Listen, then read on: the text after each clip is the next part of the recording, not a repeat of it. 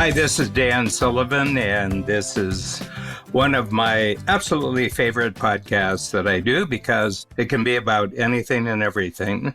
That's the title of the podcast. And I very specifically wanted to talk to Jeff Madoff, my talking partner here, because the previous podcast we did was when Jeff had had 1 week under his belt with the first live presentation of his soon-to-be Broadway musical sensation, which is called Personality. And if I remember correctly, we did it on the first Sunday after you had started on the previous Sunday, and you had a week's worth of presentations, and you went through things that you were discovering, and all of it good. There was no real bad. Now what should have been today should have been the final presentation, but the current world topic of COVID came in and it cut your final week short.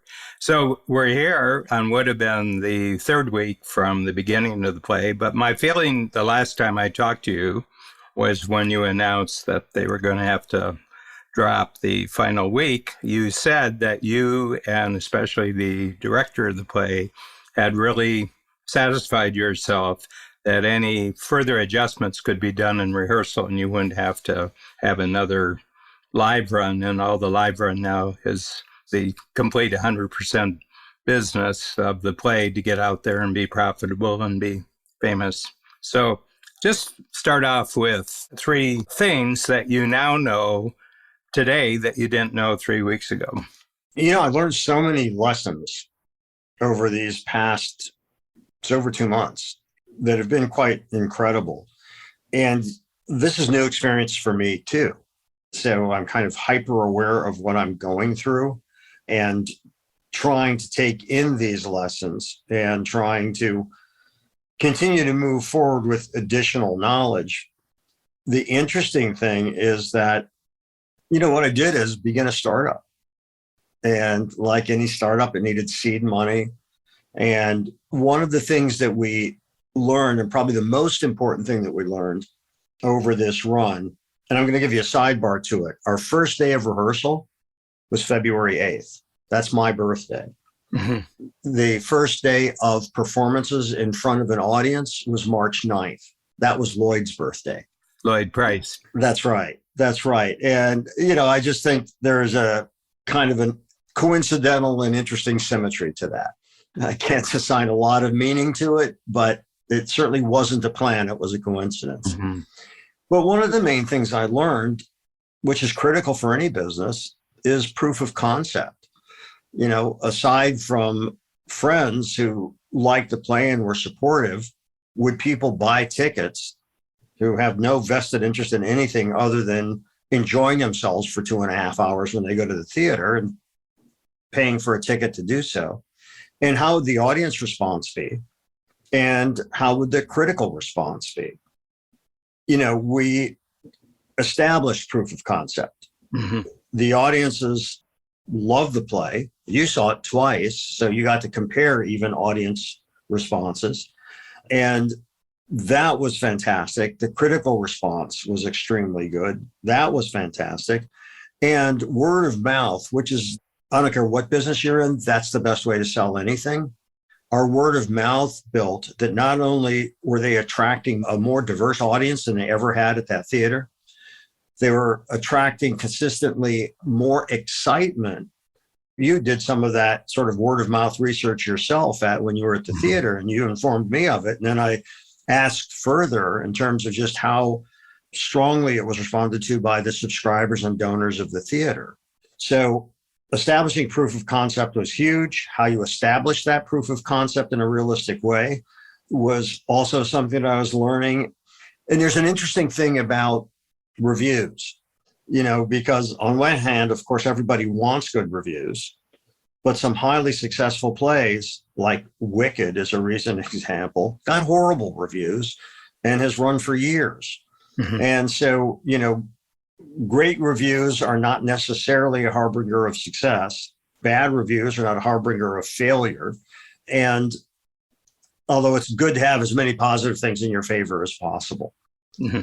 And I also learned how, spending that much time in the development with actors and dancers and the respect I have for how they manifest their talents and what they're able to do and how they're able to turn on a dime and adapt and so on was really quite remarkable. Mm-hmm. And as we were in previews, which is the last time you can make any changes, you lock the play, which means you don't make any more changes, so that the last preview or two is what's being presented opening night.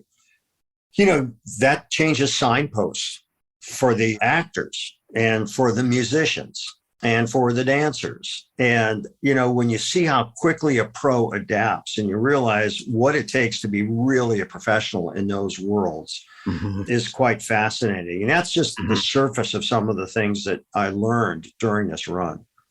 Yeah, well, just to augment what you've said, Babs and I had got a sneak preview of what the full presentation would look like 3 years ago, because you invited us to what are called the workshop, the 72 hours when you can get in 2 full runs of the play. And you had a complete cast back then. You had musicians, but there was no costumes. And I think, the fact that you got us into the audience was probably pulling some strings somewhere, because officially, according to the rules of Broadway and the union rules, probably we weren't lucky. If we were lucky observers, and I loved it back then. And I had seen the reading walkthrough previously. I had read the play.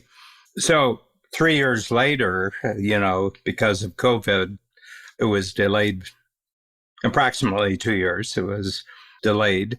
So the first night, which was a Tuesday night of the second week, we were there and we had, a turnout of our own strategic coach clients who are nearby in the Philadelphia, Washington, D.C. area, New Jersey. And they had a wonderful time. More came who didn't make it to the pre-performance dinner. So we had about 20 people. They have a tendency to be very forthright about what they feel about anything. And the neat thing about entrepreneurs is they don't have to do things for political reasons. They'll tell you their opinion because they're independent. And, all of them just were thrilled by it. I haven't seen anyone since they came back, but I will see them this week. They'll be in further workshops this week. So I'll get further insights that they have about it. But then the next night we came back and we just had one guest and we saw the presentation again. And there was a noticeable jump, both in terms of the performance and the energy of the company, everything involved. But there was a noticeable jump. First of all, the place was packed. It hadn't been the night before, but it was packed for the audience, and tremendous enthusiasm. I thought on the Tuesday night, there was several times when the audience didn't know when to clap, okay? And there was like this they didn't get their lines down correctly. The second night, there was no problem. I mean, their applause was totally timely and totally appropriate. So my sense is that it was gaining momentum. The actors were showing it. Everything about the presentation seemed tighter, crisper. And I guess, at the top professional levels, a lot of people, if you just don't see plays a lot, you can't really tell the difference between excellent and great. But I think that the difference between Tuesday night and Wednesday night was in the area of great. Well, it's interesting because, I've never seen a play as many times as I've seen this. And one of the things that was really fascinating in seeing the performances, because I was at every preview, then opening night, and then I saw the play maybe 5 times after, and I would have seen it 2 more times if we hadn't had to close. And seeing how the actors settle into a part. Now, we only had 4 days of previews. A Broadway show, for instance, Funny Girl is in previews now. They have a month of just previews to sort of really get the feel of the play and really get into it. Macbeth is coming up on Broadway. They have a month of previews. That's tremendously expensive. Never happens in a regional theater. If you get a week, that's a lot.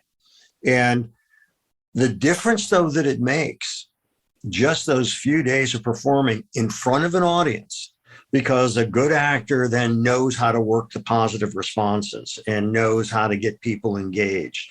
And so they also develop more of a comfort or confidence with the part. In talking to some of the actors, my definition, which happens to coincide with Sheldon Epps, the director, the way that I always put it is that good acting is not performing, it's behaving. Mm-hmm. And when you get to the point that it's behavior, then you're totally there with the character. Mm-hmm. And one of our actors, Stanley Mathis, who's been with us since the beginning, since the initial 29 hour back in 2018, he knew the part. But then the nuance that he was able to layer in and the shadowing he was able to layer in, and it just made it so great that somebody who came in and saw it, Garrett Gunderson, who we both know, who came in and saw it during previews. He's talking about how much he liked the other actors and so on. And then he said, in Logan, and I said, that was Stanley Mathis. He goes, no, that was Logan. That's who I saw. I saw Logan because I couldn't imagine anybody playing that part other than him, because he had so lived with the part that it was all behaviors. There was no performing, and it all seemed so authentic. So that was pretty amazing. And that continued to happen as I saw the play even for a week or so after I saw it with you again. Mm-hmm. So it was seeing that kind of difference is really interesting how that grows. Interestingly, from 3 years ago, there was a structural change to the play, a very major structural change, because really the play is older Lloyd being a narrator of the development of younger Lloyd in essentially the first half of the play. And then the second half is Lloyd on his own as the performer. But what happened because of your script work over the last period of time is that Logan is now a vehicle for Lloyd in the second half, in the same way that the older Lloyd was a vehicle for the younger Lloyd. So it balances out. You have a relationship essentially of an older person with his younger person, but then you have a relationship with someone who in many ways is an older person for Lloyd as he becomes famous. His ambitions are, he's getting opportunities that match his talent and everything else, and there's a lot of excitement in it, but there's also tragedy in it. But that character became a much more fundamental piece of the structure of the entire play because of the way that you enhanced Logan's role. Well, that's right. And it was funny, very early on, actually before the initial script was finished, this producer, a friend of mine, wanted to introduce me to this producer, and her response was, you need a love story in there. And I said, well, there is a love story. And she said, no, he and his wife broke up. And I said, no, the love story is with Logan. And that is the love story. Yeah. And when I realized, just what a rich character he is and the richness of their relationship, I felt like I could present something that was more unique for an audience to see. Yeah. And so you're right. He did become even more important in those iterations. But what's also interesting, other things that I learned, as I'm thinking about your initial question. So People's Light Theater, where we ran, they did one evening, it's called a relaxed performance. What that means is that people who have special needs, for instance, who loud noises is painful to them, the things are played at a lower level. The house lights never go completely dark. And the response from this group, because a friend of mine's niece went to it, she has no special needs, but it ended up that she didn't realize that she was booking for that night. But it went phenomenally well. What was interesting in the production report, you get a production report every night from the stage manager, everything from costume malfunctions, cues that are missed, lighting cues that are missed, lines that people go up on, everything. You get a full report on how it went. Well, that evening when they did the relaxed performance, the audience broke into applause after Logan's speech about, so what are you going to do? Quit because people tell you can't do something? And they felt that it was speaking to them. Mm-hmm. And that scene never got thunderous applause, which is what it got that day, because those people that were there felt that that spoke to them. And I found that really interesting because I can't say that was my intent. Yeah. Happy that it resonated, but you never really know. And so you're always discovering, and because it's live, stuff happens. Mm-hmm. And that's really fascinating. That's one of the reasons I love theaters, because the talent is at risk all the time. Mm-hmm. And there's just a tension there. But that's one of the other things I learned is that audiences are going to take things away from it or miss things, but, take things away from it that you may have never assumed that they would. And I just thought that was really gratifying because they felt that that spoke to them. Yeah. And, the audiences are really different from one night to the other. I mean, and I think it's one of the differences between amateurs and professionals, that professional actors who are really top-notch actors will notice immediately this is a different audience, and they'll adjust themselves very quickly to the fact that we've got a different audience. Last night was great, but we can't count that the audience is going to respond tonight the way last night's did. That's right. And, it's also interesting when you get reviewed. And I was talking to Sheldon, the director, about that. Because, if you're going to bask in the good reviews, then you got to also lend some credence to the bad reviews, whether you like what they say or not. And my approach is basically, if the same note comes up a few different times, then that's something you need to pay attention to, whether the review is positive and it mentions that or negative and it mentions that. And so, to me, it's kind of data gathering. And of course, it feels good having a play out there that's getting fantastic reviews. But it's also, what can you learn? Sometimes nothing. And in talking to Sheldon about it, because he's been doing this for 45 years. Mm-hmm. And I said to him, how do you respond to reviews? And he goes, well, honestly, the first thing I do is check out who the reviewer is. And I said, and why do you do that? And he said, well, because, frankly, a lot of times there are people who wish their play had been produced, but it never was, and that's their chance to respond to something. Some people consider themselves dramaturges, so they want to talk about their own expertise in the story. Mm-hmm. And he said, and, any of the above might give you good insight, might not, but there's also oftentimes their own agenda for what they say. Yeah. Mm-hmm. And so it's interesting. So there is an opportunity to learn from those. But like in anything in any business, it's also important to learn what to ignore. Mm-hmm.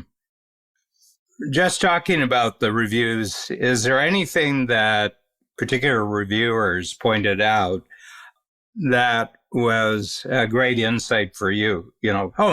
I hadn't even seen that, because your play is one play if they're really, this is their full-time job. Your play is one of dozens that they're evaluating out of a particular time period. In other words, it might be 2022, and best play I've seen so far in 2022, or whatever their particular season, a full season, really represents. Is there anything that kind of caught you by surprise that a particular reviewer said? Well, there was something that I guess didn't catch me by surprise, but I felt like they kind of missed the boat. For instance, one of the reviewers didn't like the fact that during the Sister Rosetta Tharpe number, when she gets the whole audience going and, clapping with the music, he said, I don't like it when I'm asked to do that. and it takes me out of the play. Well, that's legitimate. I don't like Yeah. sing-alongs. It's legitimate. I'm not going to change what we do because it works, and the audiences, as you saw, the two nights you saw, they're so responsive to it. Many of them were clapping before she even went like that for the audience. Yeah. That's his particular take on it. So, there are certain things that, okay, I understand that, but that's not going to change anything. Mm-hmm. And, another reviewer said that it was interesting because it wasn't meant as a compliment that there is so much happening, that there's so much going on in this story. But it was meant more as, they're trying to pack too much in. And nobody else said anything remotely like that. And people loved that it was paced like it was, and that the pace was so quick. And, my goal from the beginning was to make it cinematic. And what I mean by that, because that's a word that's tossed around a lot, but as you know, there is a multi-level stage. So the person at the top level might be lit, then person at ground level might be lit, then upper right might be lit. And so I was looking to create active engagement, active watching by the audience, as opposed to just looking at an open proscenium. Yeah. So, if you try to please everybody, you're doomed. I think it is important to be open to, things that have a validity or not. Ultimately, I trust myself. Mm-hmm. I trust Sheldon, who's the main person I collaborate with, and Shelton, our musical director, and Edgar, who's our choreographer. And we talk about these things, and I feel like, more than anything, when you're putting out a product, because now I have a product that I'm bringing to the marketplace, and I want people to buy into that product, right? Which means buy tickets and see it. And by the way, even with your group, two of the people had seen it just a week or so. Yeah, and they wanted to come back and see it again. Yeah. Mm-hmm. And that was happening quite a bit in terms of repeat business, but also people were coming back and bringing other people with them, which is really interesting. So you got to listen to your audience, because if you're hoping that a joke lands and it doesn't land in 2 or 3 different times in front of an audience, it's not funny. That's right. I can't go around saying, don't you realize how clever that joke was? Yeah. So the point is, when I hear something that I actually feel it, that's a positive thing, whether I like the comment or not, because it's something I can learn from. Yeah. Because if I think I know it all, I'm in trouble. So, and that's another reason you do previews and put it in front of an audience before you do your formal opening, because the critics are involved after you do your premiere. They don't come to the previews, because the previews is the time to, okay, you got it now in front of an audience. How's it landing? And fortunately, we're in a position where it was landing extraordinarily well. And actually, it built the audience response, in fact, built from earlier as we went on, word of mouth built, which led to us having our last 12 performances were sold out. So I felt horrible for the theater because they had to return money or ask people to donate it. I mean, they gave them options. You could, of course, get your money refunded. You could donate the ticket price, or you could apply it towards a future production. But, it's been a tough couple of years for live entertainment. Yeah. But we learned what we were going to learn. I would have loved to have seen it a couple more times, and frankly was looking forward to, next party week tonight. Yeah. Well, that's right. That's right. And toasting everybody and hugging goodbye, because we really formed a fantastic community of people. And it just felt great.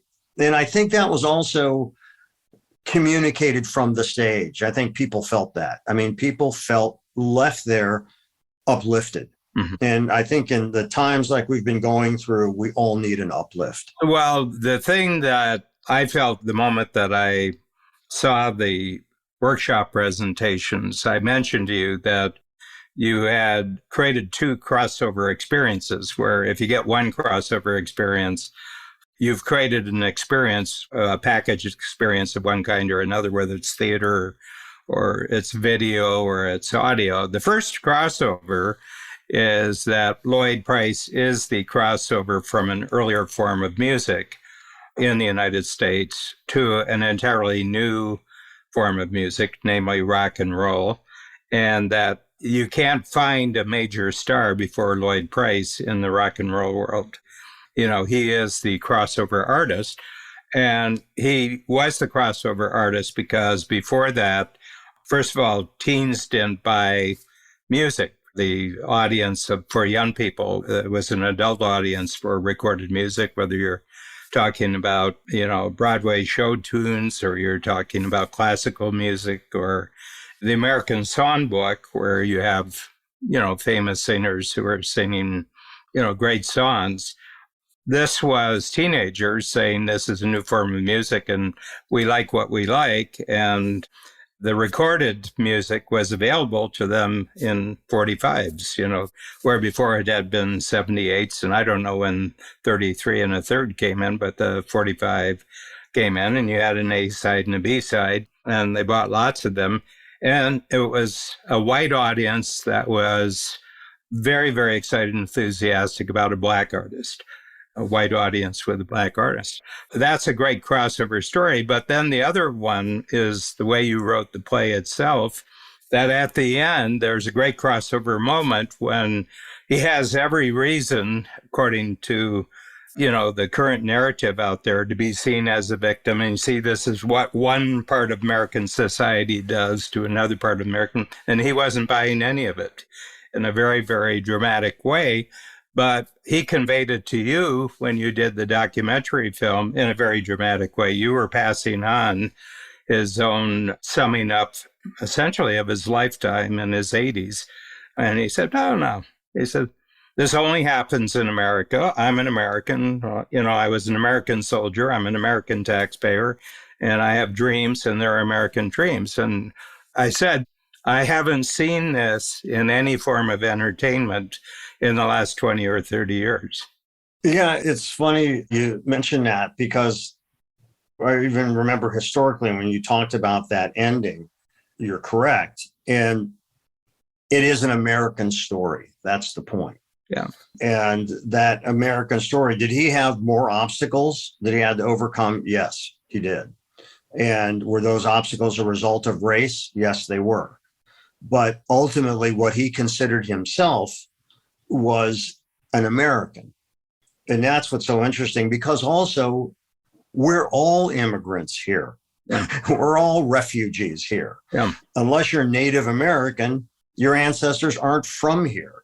Well, they haven't been here long compared to the rest of the world. The thing about it that you're saying, he said, look, we've got every environment has crazy things that can oppose you. And in Logan, I think Logan really got a handle on that too, that when Birdland shut down and they could create the turntable, and the first black entertainment vehicle south of Harlem in New York City, but that's kind of an American thing. We're going to be the first, we're going to break ground. And of course, there's a lot of tragedy around that particular situation.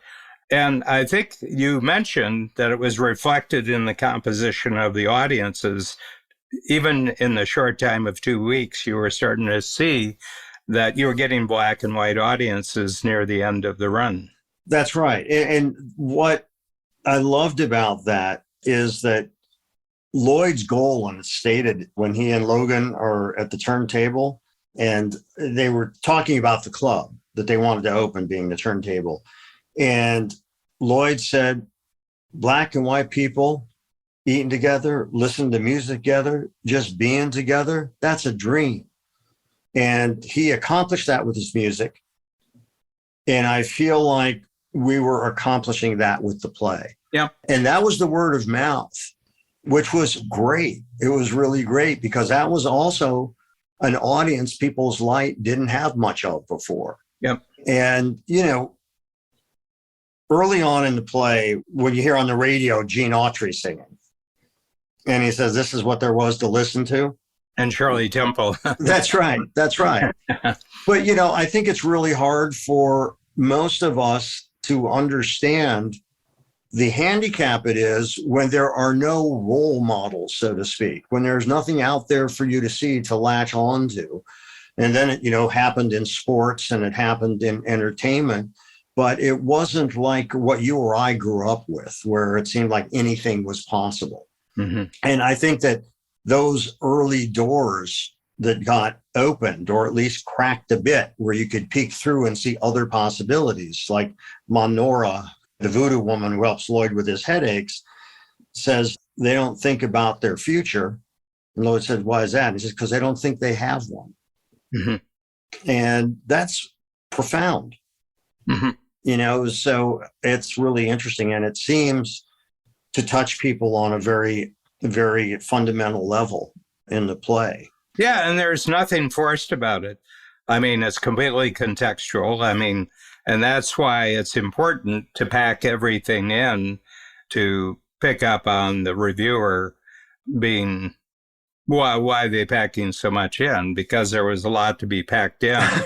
Yes. I mean, if there isn't a lot to pack in and it feels packed in, is because you had to invent stuff or you have to create some sort of narrative that the story didn't support in the first place. You're absolutely right. That's very insightful. It's also really interesting because nobody, with the exception of that person, nobody mentioned the language. Okay, there's a lot of profanity. Yeah. There's a lot of words that you could find offensive, but because it was all contextual, it was all within that time. That's how people talked. That's how it was, that nobody took issue with that, which is really interesting because there were concerns. I didn't have them just because I felt, Lloyd and I talked about it. Actually, after we did the 29 hour, there were people that made some comments to Lloyd and and I said, that's how we were talked to. Yep. That's what happened. I was drafted into the U.S. Army right at the beginning of Vietnam. It started in April, and because I was older, so they started at 25 and drafted downward. But I went to Fort Knox for my basic training, and half the barracks were black, half the barracks. You had 50, 60 people in the barracks, on 2 floors. And then I was at Fort Dix, New Jersey, just down the road from New York for the secondary training. Again, it was half black, and the language was what you would expect among 19, 20-year-olds, and a lot of it was going back and forth between whites and blacks, calling each other, outrageous names and everything like that. And the U.S. military was actually the first institution that was actually, integrated. Harry Truman, 1948. Right. He said if they can come home in a coffin, which a lot of them did, but they were in segregated units during the Second World War. And he said, no more of this. Yeah, no, it took a good 20 years for it to make its way to become standard operating procedure. But by the time I was in, which was 20 years after the Second World War, you didn't think anything of it. And you had people you liked, you had people you disliked, but they came in both colors or anything in between. And you watched yourself, you were careful with your words. Well, it's interesting. I was going to mention Truman, and if you look at Truman's life, the precursor to this was his best friend was Jewish. And Harry Truman's parents would not let that person in their house. Mm-hmm. And so I think in a very profound way, the wrongness of that kind of racism permeated Truman's consciousness. Yeah, and he was the one who said, we're going to recognize Israel, when his entire cabinet, and these were famous historical cases, said, no, you can't do that. And he said, yeah, we're going to do that. We're going to do that, and there's a long story of things going on behind the scenes that made that possible, but it still required the U.S. president to say, yeah, we're going to do this. And I think there is a linkage between him, After all, he was, he grew up where everybody, if you were a businessman, you belonged to the Ku Klux Klan, and he did too. He did too, It's fascinating when you look at some of the antecedents of this and why we respond to what we respond to. And, there was also a chasm between Roosevelt and Truman. Oh, yeah. Roosevelt didn't think much of Truman at all, didn't even meet with him. It was an expedient choice for vice president. And he didn't even meet with Truman. And part of that was just the elitism and wealth of Roosevelt and basically working class Harry Truman. Yep. And I think that all these things inform decisions and inform perspective and all of that. Mm-hmm. But, with the play, one of the things that happened was when we did our first run through and the drummer was there, Jimmy Coleman, who's terrific. I didn't know him before the play, but I got to know him a bit. And he came up to me afterwards and said, I like what you did. You told a true story and you weren't polite about it. And I said, oh, what do you mean? And he said, I grew up in Alabama. I saw my father go through this. I went through this. And the way that you portrayed it is how it was and true. And that's how people talked. Mm-hmm. So you told a compelling, authentic story. What felt great to me was it felt like a validation when he said that. Because, could have been, you don't know what you're talking about. Now, I had the advantage of working with Lloyd and talking to Lloyd and, really getting his bone marrow into this in terms of how he viewed the world and what it was. But it was, it's really interesting because you tread in an area that can be a minefield. And by the way, these reasons you're talking about is why I so much wanted to tell this story, because it's about race, it's about music, it's about our world and popular culture, and just, a very rich area to mine for story, which I think is tremendous. So circling back, we have a startup. We put that startup in front of a consumer audience. They bought tickets, and those initial people that bought tickets convinced other people to buy tickets. Yeah. Pretty soon we were selling out, which was great, and having a mixed audience, which was not characteristic of their previous productions. Yeah. And I felt really good about that. Although on a practical level, we got just about everything we could hope for from the run we had. We didn't get a full, clean video of the show, which I'm sorry about. But other than that, we got what we needed, the intelligence we needed to move forward and that proof of concept. But I was learning so much watching it multiple times that I'm sorry I didn't have the chance to sort of complete the course, if you will. So now the question is, the next step. Well, just from your understanding of what happens next, you've had a provable moment. I have a thing called, it's one of the thinking tools I use for the upper levels of strategic coach, because a lot of them are creating brand new stuff and taking it into the marketplace. The new ideas, new methods, new processes, new products. And I said, the first thing, is it even plausible? In other words, can you see it in your mind? It doesn't exist yet, but you can actually see it, and it's plausible. You can see it, it's very intriguing, and it's worth trying. And so that's the first one. Second one, it's possible that you've actually committed and you're in the courage stage, in the sense that you don't have the capability yet and you don't have the confidence. So when you don't have that, you have to substitute commitment and courage until you start. And that was a long period. I mean, that was a long period for you. I mean, this project in your mind started 6-7 years ago, I think, when you were doing the original interviews with Lloyd Price and everything else. So that's a long time to spend in the area of possible. But then it's provable. And I think the provable started showing up in the readings, in the workshops, and just the actors, well, they're excited about employment, whatever form it comes in. But the people that you gathered in on the creative team, they have offers continually for other projects. And the biggest proof was that they stuck with it with a 2-year delay. they had other offers during that period of time. And that team you put together 3 years ago, they stuck with the project. Well, you're right. And that was also very gratifying. And I think that also allowed us to create a sense of community with the actors that we brought into that, Mm-hmm. that I think translated into not only a fantastic environment to explore and create in, but it engendered a commitment among the cast. This wasn't just a job. They were out of New York for 2 months at a time where some of them hadn't worked for over 2 years.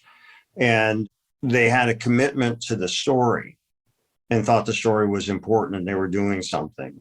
That all felt incredibly gratifying. But, when you look at the next steps and it then becomes like, another business decision, Yeah. What do we do next? Do we tour the show? Do we four-wall, which means take over a theater in a place where we could maybe run for 4 to 6 months, then come to New York? If we're able to come straight to New York, is that even a wise decision, considering how expensive and treacherous the New York market is? I mean, when you think about the fact there's 41 Broadway stages, 20 of them are always full with shows like Wicked and Hamilton and Book of Mormon, et cetera. And there's 21 that are in play during various intervals. It's tremendously expensive. So what's the most responsible thing to do? Because I have investors, of which you're one. I have to make responsible decisions for the investors and for, the future of the play. Mm-hmm. So then it becomes all the strategic decisions, such as, so what are the potential markets where a show like this could bring people in for 4 to 6 months? And, and there are cities that come to mind with that, like Chicago and DC, possibly Los Angeles. Could you tour it and set up a 12-city tour that would be friendly to this show? Because the more you establish that proof of concept, the better the deal you can negotiate. Like any business, the better the deal you can negotiate when you create demand for what you're doing. So when you ask me what I've learned, I'm constantly learning this stuff, but a lot of the things that I did in business directly apply. It's just different terms, but the business thinking strategically around it are the same. Yeah. Yeah. The thing that I feel, outsider, that I've, been going to New York, seeing 2 or 3 plays every time I go. So 2 or 3 times a year times 2 or 3. So I'm seeing 6 to 8 plays, and I haven't seen a better play than this play.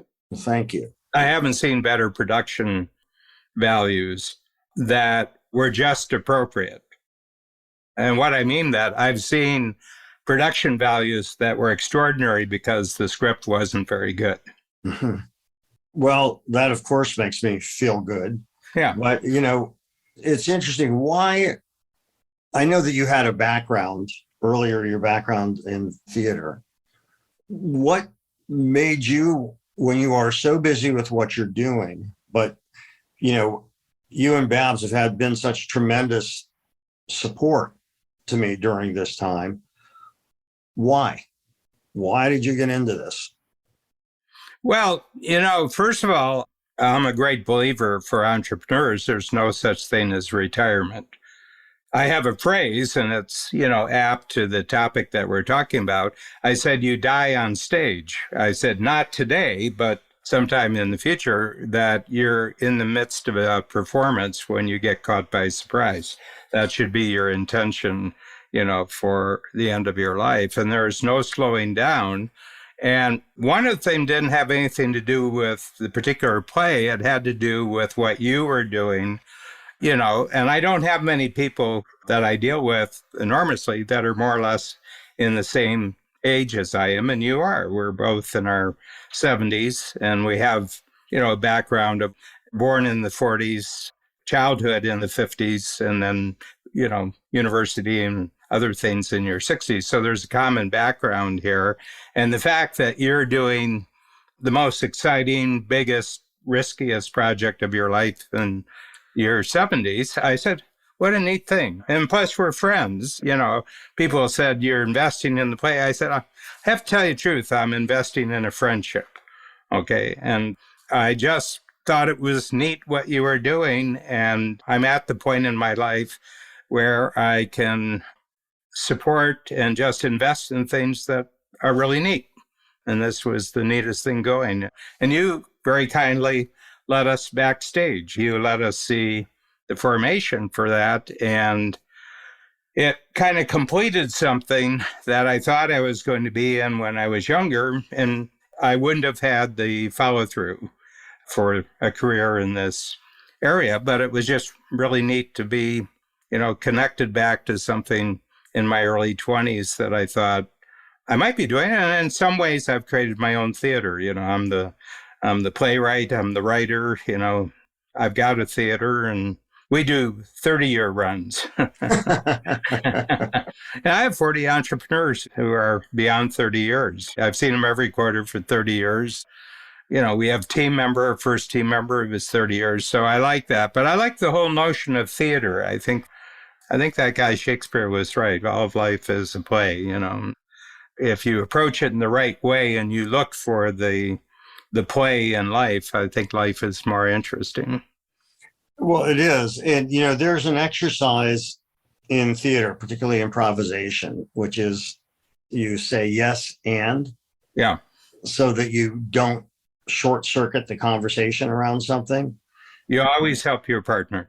That's right. That's right. No matter where your partner goes, you help them. Well, yeah. And I think that that's also a thing in business that there's far too little of, because I think that people misconstrue what competition is, because the real competition is among people who do things well and create a more desirable destination, so to speak. Mm-hmm. And that can even build a consumer market. I think there's so many lessons that we can learn from theater that directly apply to business and entrepreneurship. Mm-hmm. And this is indeed an entrepreneurial activity. Oh, yeah. So I'm happy to have you and Babs along on this journey with me, because it's fun, even the opportunity to do this and just talk about it. Mm-hmm. And, what are the discoveries that are going on? It's interesting, and it makes me constantly have to look at, question, and so I do anyhow. I don't think you can do anything well if you're not curious. And I think that curiosity is essential. And sometimes the curiosity is an audience going to respond to this? Well, let's try it during previews and see what happens. Yeah. The interesting thing about your next step, the thing that you have going in favor, there isn't one that's comfortable and secure. You're absolutely right. So you're being protected from any sure bet. You're completely protected from sure bets. Yeah, yes. What I wanted to do is try to, as I got into my 70s, I wanted to try to figure out what could I do that is nearly impossible, and then let's add a global pandemic on top of it. Yeah. Well, here's an interesting fact about that. I'm just starting at the beginning of March.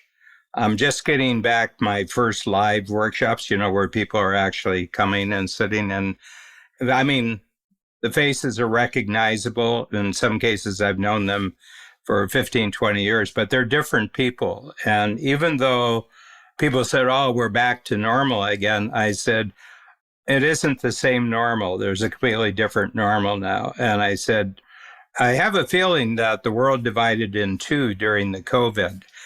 The people who are really soundly based, they have real values, they have real commitments, they have really great relationships, got a lot stronger during the 2 years.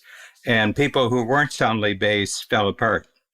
And my sense is that you're dealing with tougher actors, you're dealing with tougher creative crew right now. I think you're dealing with tougher investors, and I think you're dealing with tougher audiences right now.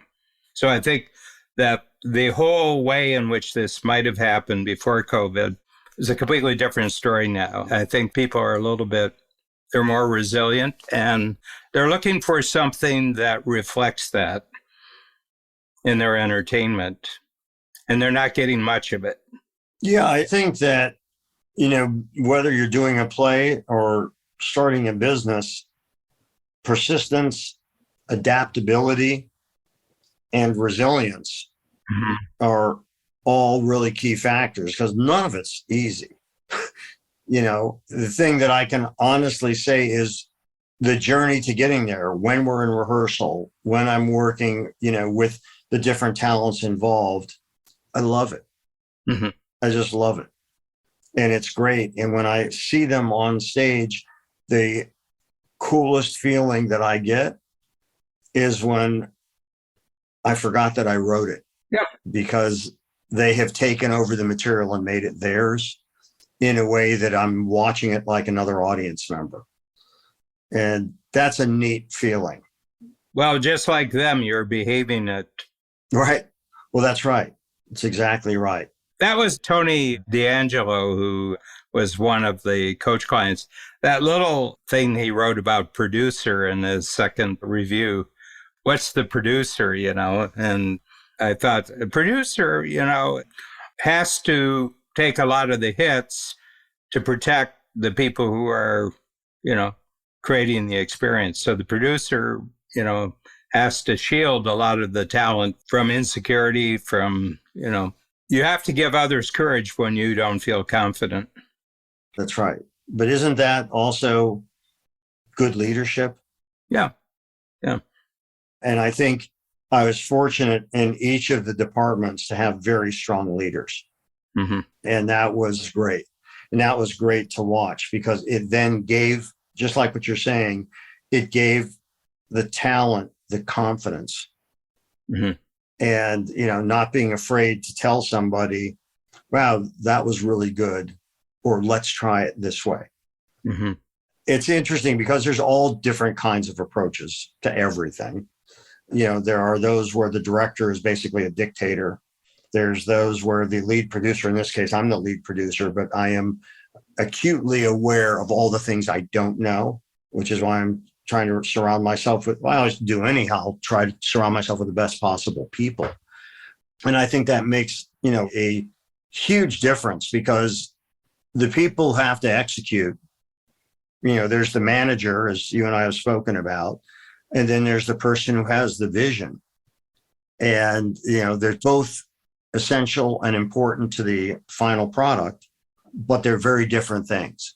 Yeah, well, the managers, their job is to optimize and maximize what you already have.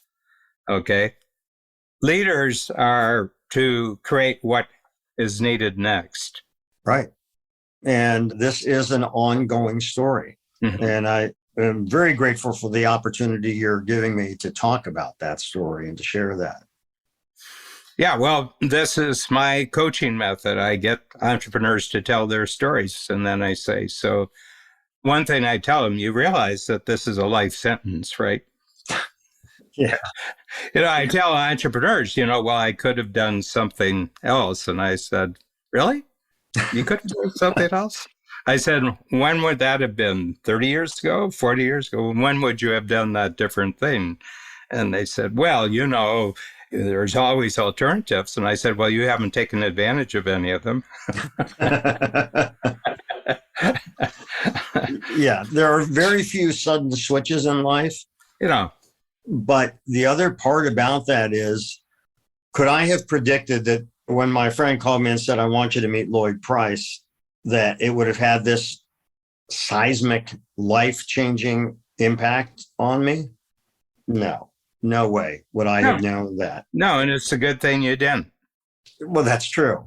And I consciously wanted to channel my younger self because I was so seduced by the opportunity and ideas because there was no money to be seduced by. I had to raise the money, but I was so seduced by the entire undertaking and the emotional satisfaction of working with people like that and telling a story that I believe is so important and honoring Lloyd's life. And I hope establishing what his legacy should have been, because so many people didn't know. He's an unsung hero.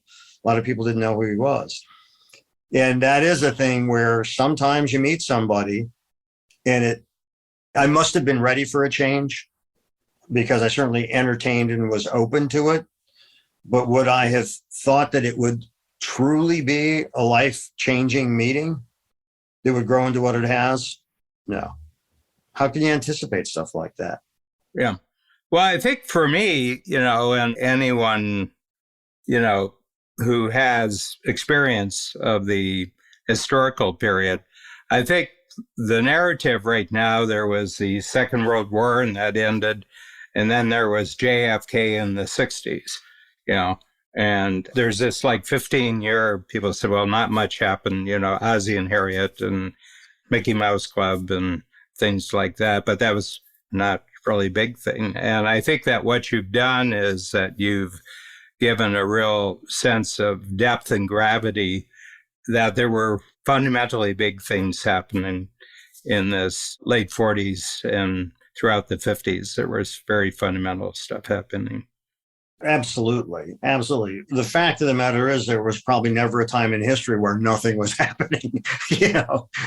There was always stuff going on. Yeah. We weren't as bombarded with it minute to minute in our lives like we are now. Mm-hmm. And those things that, with my close friends, what's so interesting, when you talk about our age, we were alive during this period, with separate drinking fountains and the insults that went along with those kinds of things.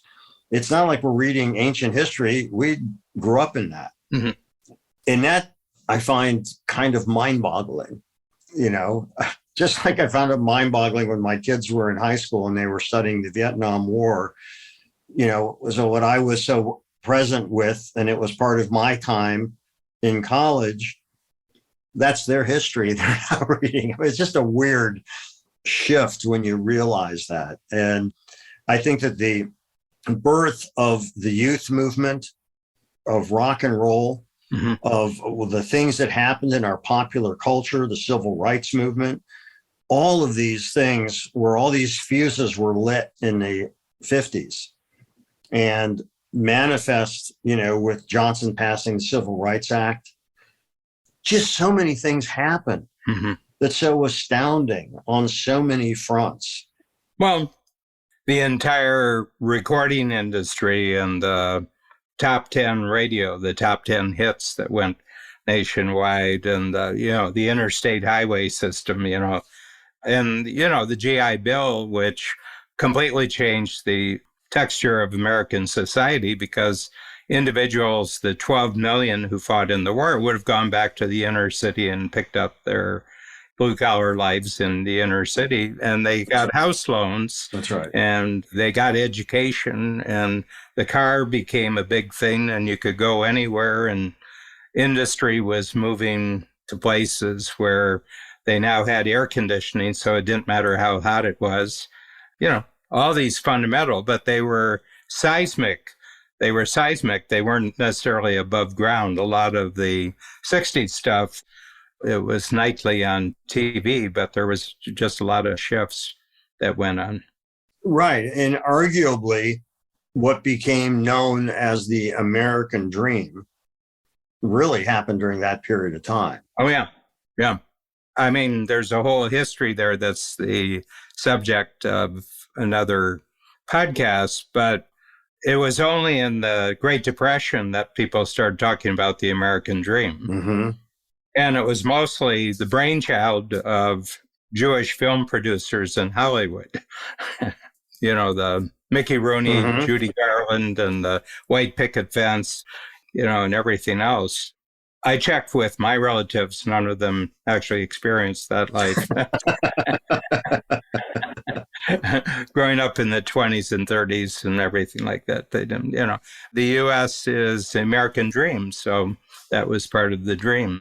But what I love about it is your reinforcement of that is coming from a totally unpredictable and surprising source. And I think that's what's unique about what you've done here. And that along the way, he did not sabotage his life. Yeah. Yeah. I feel very fortunate. I, of course, want to bring this to as full of fruition and success as I can. For me, it's also really important that I enjoy the journey. Yeah. To a certain extent, everybody's got to stay scared. Yeah. Well, you're right. You're right. And that's what it is.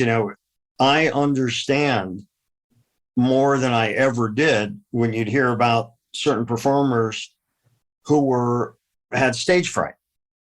And you think, oh my God, Aretha Franklin has stage fright. She goes out there and so commands the stage. The fact of the matter is that's not uncommon. And I think it relates back to the idea that in a live performance, you're always at risk. Yep. Things happen. It's really fascinating. And because, of course, I know all the lines so well, when in rehearsal, when somebody would go up on a line, I would, of course, notice when they went up on it, but more so I would notice how the other actor in the scene helped the other actor get back on track. Yeah. That was really fascinating. All these details, Dan, which are so interesting, sitting in on the choreography as Edgar Godino was working on the choreography. And I had posted something on Instagram where it just showed a flip. And I said, this is not a judo class. This is actually dance. And there would be all these gestures, each one rehearsed separately, that when you put together led to that marvelous opening dance number that Edgar choreographed so well. And it was so cool. And just seeing how that mosaic is built and that each of these little moves, you had to master that. And the dancers, by the way, had to get to the theater an hour earlier because they all had to do exercises because the potential for injury, if you weren't warmed up, was high. So it's all just so fascinating that all these things, there was a part in the play where I'm sure you'll remember it when I describe it, is at the end, after that monologue that you spoke about, where Lloyd says, maybe if I sing a little louder, you'll hear me. And St. Aubin, who plays adult Lloyd, goes into this guttural sound. And it was amazingly powerful and emotional. And when he did that for the first time in rehearsal, I went over to him afterwards and I said, man, that was powerful. I felt like I was watching a rebirth. And he lit up, we bumped fists, and he said, that's exactly what I was going for. Good. And that is something that he came up with. And because of the intelligence, creativity, and generosity of Sheldon Epps, the director, he told him to go for it. Yeah. And, didn't mean we were going to adopt it, but it was try it. Well, it worked, and it was really cool. And it's that kind of thing because I know people who have been in situations where they're not given that creative latitude at all. Mm-hmm. And I think that in any business, including theater, if you don't give the people you've brought on board the opportunity to express their ideas in a certain way, why did you hire them? Mm-hmm. And those are probably the worst people at delegating because they try to micromanage everybody. Going off script is sometimes where you find the gems. Yeah. And there are other times, by the way, that, I had to say to one of the other actors and gave them the note, just say what's written, and so you got to gauge each one, but you got to be open to the possibility that discovery, like what Saint did, can lead to something very powerful. Mm-hmm. Yeah. Okay. This is enough R&R, back in the saddle. So anyway, I'll enjoy the next stage, whichever number stage this is. I'll enjoy track. Yeah, I'll enjoy the next stage of this. But if we can get, with your permission, certain outtakes from the video outtakes and combine them with the videos here, because I think some things will really punctuate the interviews. And we'll just re-edit it and send it out. But we have a big audience. I mean, we have 11,000 who have been in coach, who I think would find the conversation that we're having fascinating from a creative standpoint and an entrepreneurial standpoint. But I want to get them ready that when the play is available, that they go to the play, and you prepare the market for the new offerings. So anyway, I'd be happy to do that. Well, thank you so much. That would be great. And I think what might be interesting to talk about next time, because we sort of, we both kind of walked the perimeter about it, but doing a deep dive into 3 ideas. What is success for you? Mm-hmm. What is failure? What does that mean? Mm-hmm. And the obsession that seems to be with a lot of business, which is how do you scale it? Mm-hmm. Because I think the question is, well, do you scale it? And that depends on how you define success, what you want out of it. And I don't think people ask themselves the questions in a way that can optimize the path they want to take. And by optimize, I don't mean make them the most money. Sometimes it's about the most satisfaction, because you'll make enough money if you run your business intelligently. But what is your goal? Mm-hmm. And maybe that is the goal. Yeah. But acknowledging what that is, I think, can help you establish a map. And I think, you're dealing with that with so many people across the board and such a wide spectrum of personalities. I think that could be really fascinating to talk about. Yep. Think about those things. No, it's neat. As I said, I thought it was just a neat thing to get involved with. And, it's all in the realm of wanting and not needing. It's just something that I wanted to do, and Babs just wanted to do. And a lot of things in life, you have to do them because you need them. And it's nice to have some big things, you just do them because you want them. And being a beneficiary of that, I am grateful for it. So thank you. Yeah. Okay. Thank you very much. That was good. Thanks for joining us today on our show, Anything and Everything. If you enjoyed it, please share it with a friend. For more about me and my work, visit acreativecareer.com and madoffproductions.com. To learn more about Dan and Strategic Coach, visit strategiccoach.com.